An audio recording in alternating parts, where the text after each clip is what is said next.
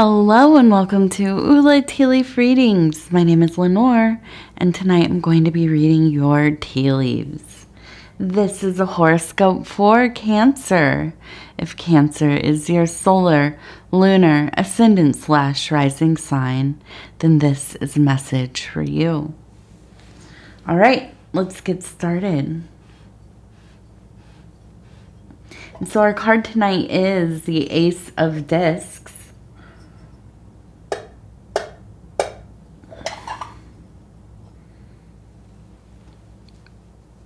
I've always loved this card. The colors are my absolute favorite. Browns and greens and golds and yellow and so earthy. And also the peacock feathers, and very much related to Juno. One of the mother goddesses and goddess of commitment and family and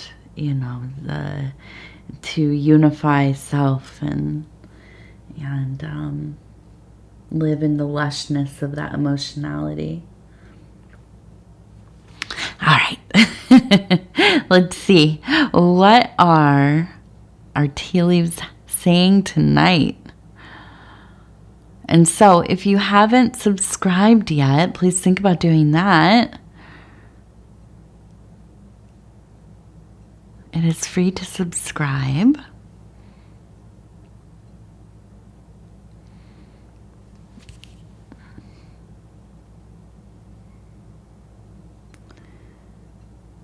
Okay.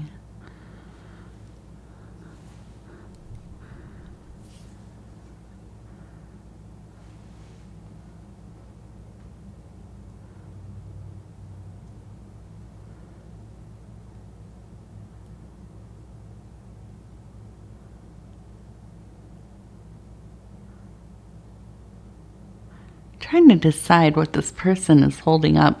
We have a person standing here, holding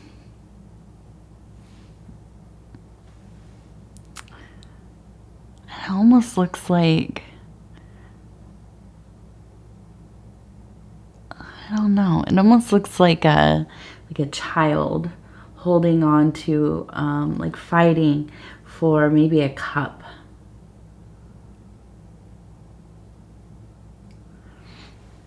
And then also you can see there's a bit of a little face right here.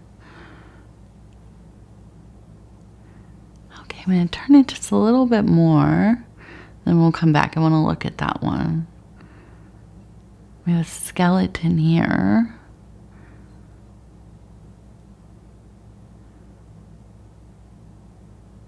Well, we have a tree, and we have all people dancing. Somebody else over here doing something with fire, maybe more people dancing over here. Okay, so let's go back to this one. I want to start here. So I feel like there really is like this internal struggle happening. It seems like it's an emotional issue or something in your life that has a lot of emotionality tied to it. We have that Ace of Cups, right? The vessel of the emotional waters. And now we see the child, the baby, holding on to it. We also have what I would assume is probably an adult, right? A lot larger, at least in height. And so I look at it and I think, yeah, there's like this back and forth between this more juvenile state and a more, hopefully, right, logical and grounded. So really, I think there's a sense of really being quite impulsive, reactive, unrefined, and social. It's not social, no, but emotional output. That's what I'll say. And then on the other side, we have somebody who has probably, you would think anyways, taken the lessons of life, the ordeals of life, and gotten to a place where they're a little more in control of how they behave and react to things, and maybe a little bit more thoughtful and patient and precise, or have a little more precision, right? So what is this? What's going on? I think it really is an internal conflict, and I imagine it has to do with love of some kind, right? This is when we really get into that. At least myself, I can slip right back into that very childish mode when it involves some kind of love for something, and I have to really check myself and get back into that more evolved way of reacting, of experiencing, of engaging or disengaging, really putting up boundaries and things. But I think that there's a sense of turmoil a little bit. Now, we do have the Ace of Discs. So I wonder if this is not a domestic issue within the household, maybe within a marriage or family dynamic. Or it doesn't have to be marriage. I know I say marriage. When I think of marriage, though, it spans like any kind of long-term relationship. It usually kind of feels like marriage, doesn't it? So, any kind of really involved a relationship with the intent to kind of share the tasks, the responsibilities, maybe the living situation, and so on. Okay. But I think that something has come up. It really, it has you in your feelings, I think. I think that's what we could say. You're in your feels right now. And trying to, I think, really get a hold of yourself. So you're not just, going at... I think it takes a lot for a Cancer person usually to get to a point where there's like a big blow up, or like just really losing it, right? Usually, I guess that I think there's anger there, but it's usually like kind of hidden behind this like wall of stoicism, or just kind of avoidance to some degree. But when you get to that point, it can devolve quickly. So I think that really there's a sense of, okay, I know that if this continues down this path, if these things continue to happen, if I don't get a hold of myself, if I'm not very mindful, if I don't, put to use the techniques I've learned, that I'm going to be pretty upset here. And I don't want to be upset. I want to deal with this thing in a way that is useful and productive, and can come to some kind of reasonable and maybe even happy, or at least agreeable resolution, gets a little bit of closure even. But, I think that this is like, you really have to put some work into this. This isn't easy for anybody.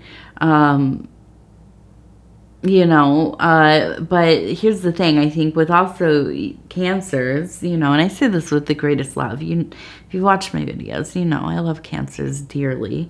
I'm married to one, so they better. But, I think that there really is,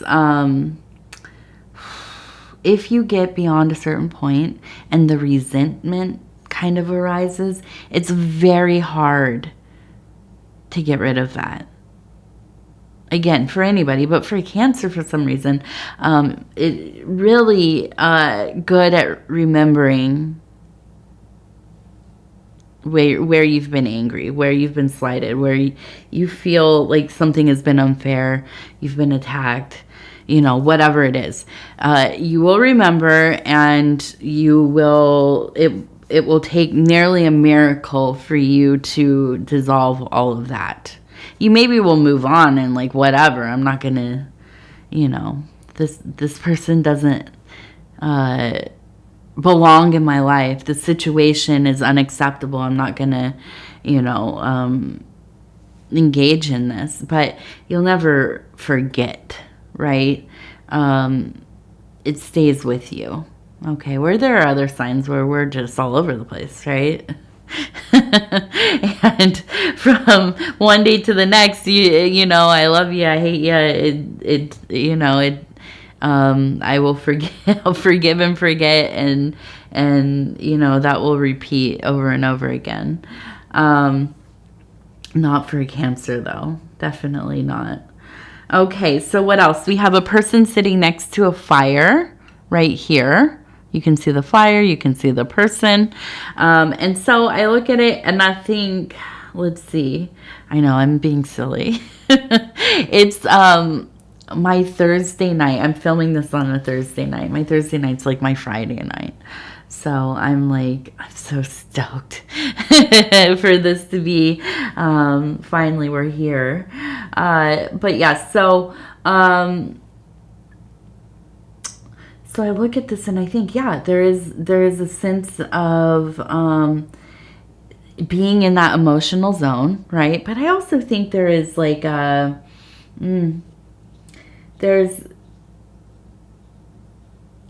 almost kind of a satisfaction in this turmoil, and on a like low key, like way down there, on the undertone of things. I think that it's almost kind of like there's just something very specific about getting negative attention from somebody that you love, you're attracted to. There's a chemistry there. Now, you don't want this all the time, of course, but once in a while, right? It just, yeah, I don't know. There's an undertone of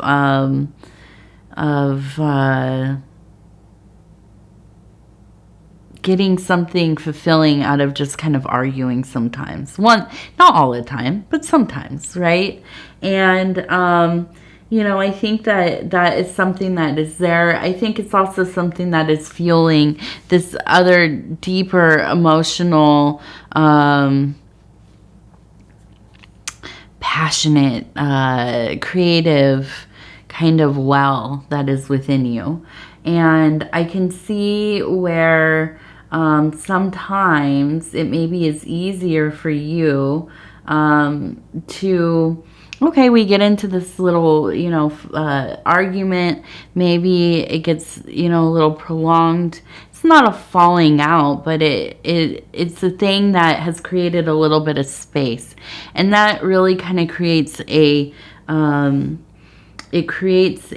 passage for you to kind of, to disengage. You're getting the emotional fulfillment from, a little bit of a negative attention kind of thing. The arguing, it's visceral. And then, you have a reason to be like, okay, well, we need a break for, I need some space at least. And then you can go and really kind of focus on this creative or monetary project or passion or hobby or whatever. It gives you just this time to be like, okay, now I'm a little bit upset. I'm going to go focus on this thing. I'm going to put this energy into this thing and do something with it.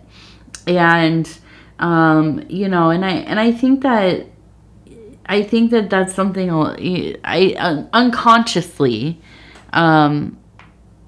people do. I mean, I know I've caught myself doing it. There have been times where I'm like, Okay, well, I guess I'm just, we're arguing. I'm gonna go spend the rest of my evening, like drinking a tea and reading or listening to music by myself, and although like hopefully you evolve out of that kind of where you can just say I'm just gonna go do my own thing, right? But sometimes it's like, okay, well, I know that the atmosphere is a little kind of janky here, so maybe everybody will leave me alone for the night, right?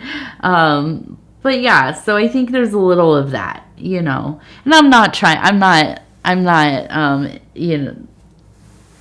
I'm not convicting you of anything. I'm not trying to tell you you're causing problems to get some space necessarily. But, I think it makes sense. Especially, my goodness, if you have a family that if you have kids and animals and a spouse or long-term relationship and a lot of things going on, sometimes it's just like, any moment, any moment where you are left alone is like, it's a little worth it, right? So, let's see. Now we have a person here walking, and we have a serpent beneath them, a little snake. And we have a crescent moon. I'm looking at it, I'm like, okay, that's Venus. We have Venus there. And so it looks kind of like the Fool, and it does look like there's a snake kind of traveling alongside or beneath, and this, night side energy, which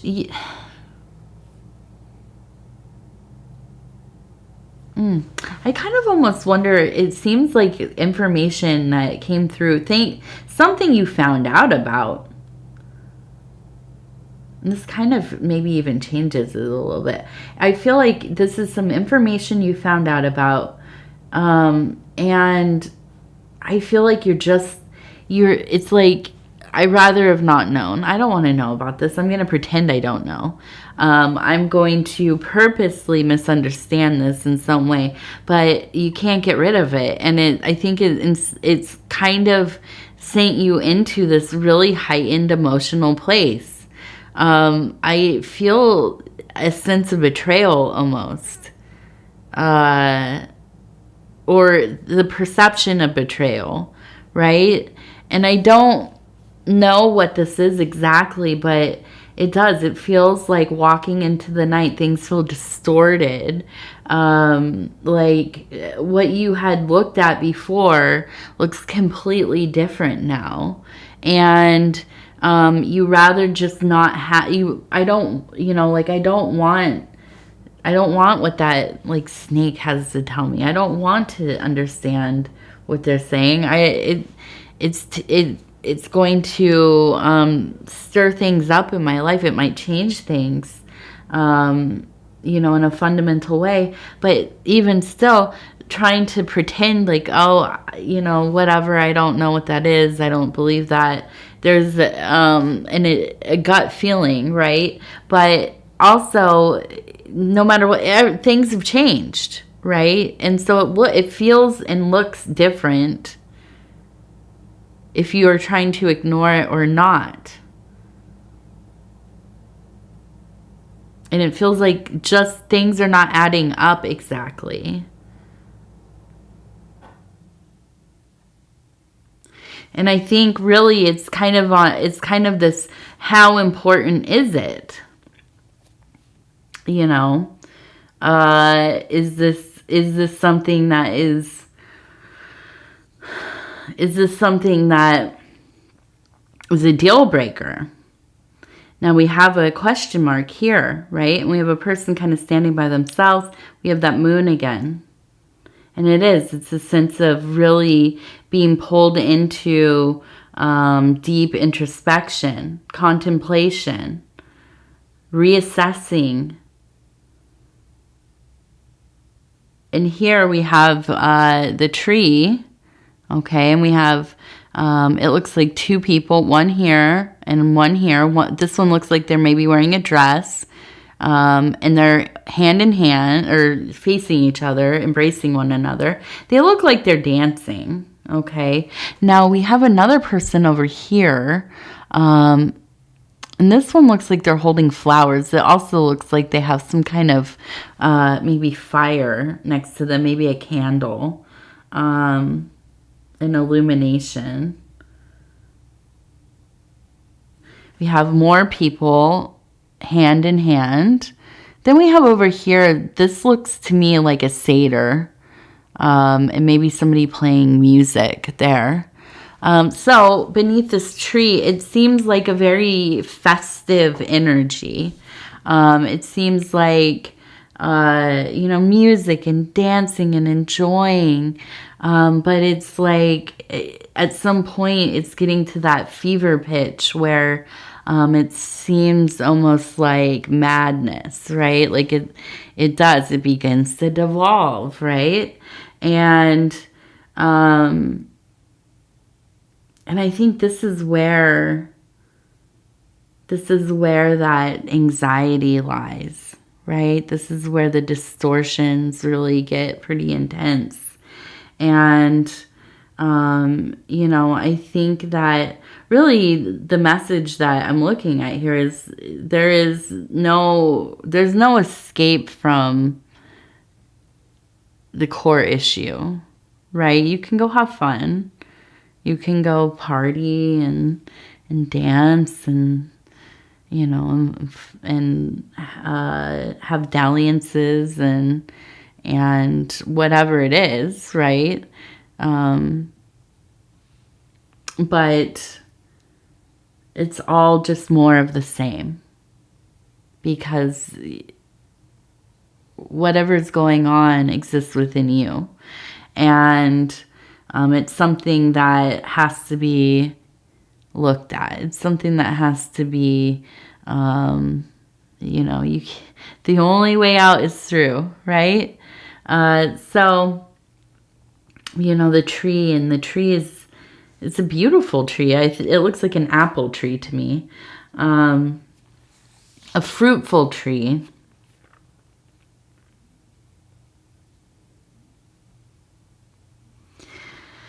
And so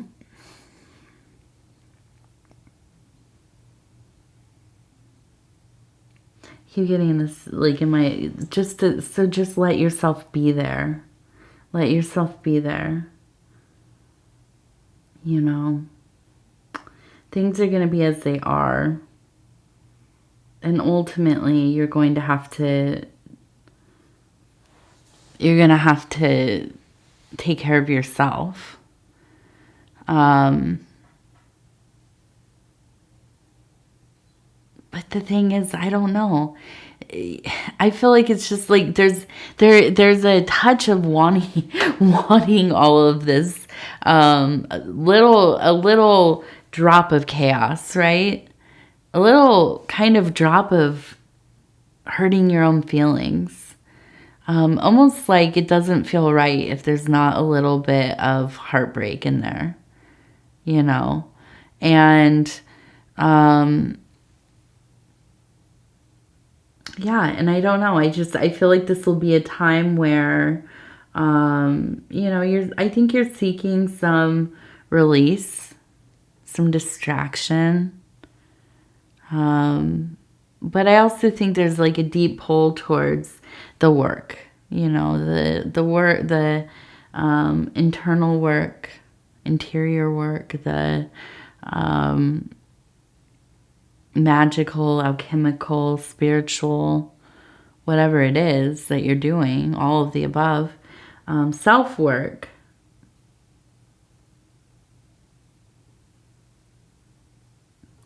And I think that in some ways, it's like no matter where you go, you don't often feel at home, right? Even if you are letting loose and trying to enjoy yourself, there is this deep and profound feeling of this not being right. But when you are also doing the work, there often is a feeling of this isn't aligned correctly. Do I belong here in this place at this moment? Is this where I'm supposed to be?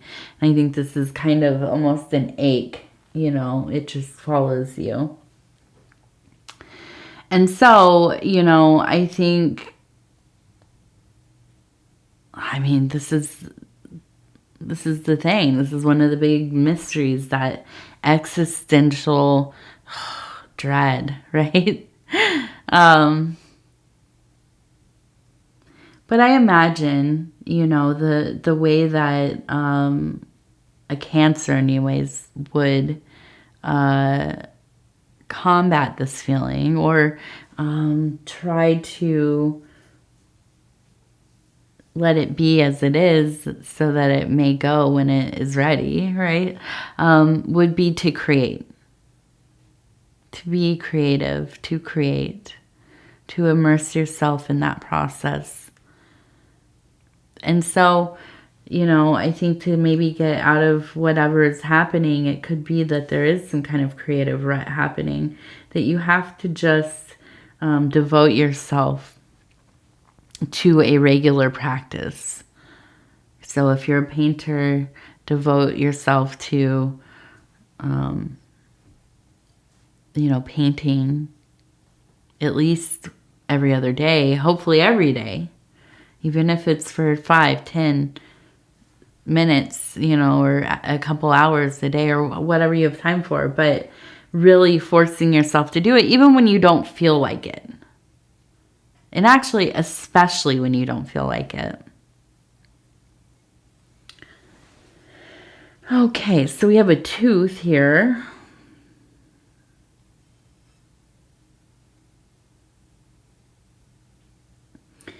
So this is a wish, but this is transactional. You know, with a tooth, you get something in return, right? But you're like you're selling the fae, your body, your bones. So there's something that has to be given to get this. Okay, to have this fortune, to have this success, to hit that jackpot, right? What needs to happen to hit that jackpot? And that's the thing. When it's something so personal, this is something you will have to pay in. You know, maybe not money, but time, effort.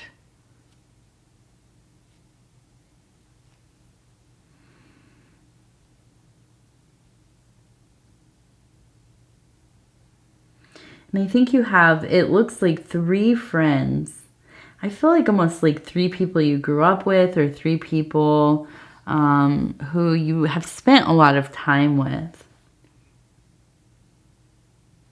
But I don't think that you see them as much anymore. I think maybe everybody has kind of, you know, their lives have taken you all in different directions, but you're still on good terms. I don't think there's anything. But I feel like at least one of them, and I think this is maybe the one you're closest to out of the group of people. Maybe the most successful one out of the group of people. This person you are going to have to get a hold of. I think there's something that is going on there. I see the bird. And there's a message. Something, you know, needs to be talked about.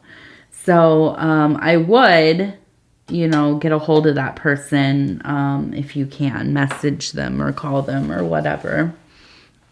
Because they might have some important news. All right. The Mary Magdalene Oracle Cards by Megan Watterson. Illustrations by Moonjube. We're going to go ahead. We'll flip through here. We'll stop where it feels right. It says the skull. Love has already won. Love has already won.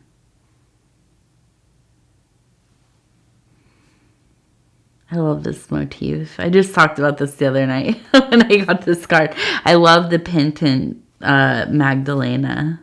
When she is in mourning, when she is, and you can see the books making a record, and these would become the Gnostic gospel of Magdalena, but also you can see pregnant with life. It's very, very much that princess turning into the queen of discs here. And very much in becoming that mother figure, becoming that portal, the creator. There is also intrinsically death is woven into that. I have to say, like when I have had 2 near-death experiences where my heart had stopped, and 2 of them in my life, and I feel very, I've had a lot of people die in my life as well. And I feel like I've lived very close to death as a archetype, right? Or death is even a realm, okay? I feel very close to it, but I feel like I just understood something about it so deeply in the process of getting ready to give birth when I was pregnant. I was very pregnant and starting to have contractions, days before. And I would just, I was scared. I had no idea what was going, I didn't grow up around women that had children. I didn't know anybody I'd never been involved in a birth or anything like this. So I had no idea. And I had no real support in that way. Mostly because it was, the pandemic, but also, I didn't have, anybody to really talk to about it, that I felt comfortable doing that. And, but in those moments of vision, it was potent visions. I was transported at times, I felt. I would wake up in the middle of the night, scared, so scared, having contractions and thinking, I don't know how I'm going to do this. I don't know. I'm terrified. But then something would come over me, and I felt very close to that divine goddess. The green Tara was one of my patrons of my childbirth, and Oxum or Osham, also, an intelligence, a goddess that saw me through, but I felt like I was being initiated into something that was so, it wasn't even parallel life and death. It was the same thing. It was aligned so deeply, and felt very similar, of when you are going and you accept it. This is it. I don't know what's happening. It seems becoming more and more distorted, but I accept it, and there's an ease to it. This felt so much like being kind of the portal of life, of bringing it into, bringing a consciousness into this world, right? In the process, the actual physical process of doing this. And I can even envision, feel it, smell it. It was, so these visions were absolutely potent. So I look at that motif and I think, my goodness, what a thing. And we know Magdalena, she inherited the word. She inherited the church. She is, the keeper of these most profound mysteries, and yes, the portal of the new era. you know, that we're in now. And it's a beautiful, beautiful allegory. And yeah, so anyways, I'll stop going on about it. But I love it. I love it. I love these cards. I love the energy. And so, you know, everything is everything. It's everything. Okay, Cancer, I'm going to go ahead and tell you I love you. First and foremost, I love you. And second, thank you so much for spending this time with me. It's always such an honor to be able to bring these messages to you. And so if you would be so kind as to like the video, it really does help the channel so much. And if you have not subscribed, please think about doing that. You can hit the little bell. It'll let you know when the next videos are coming out.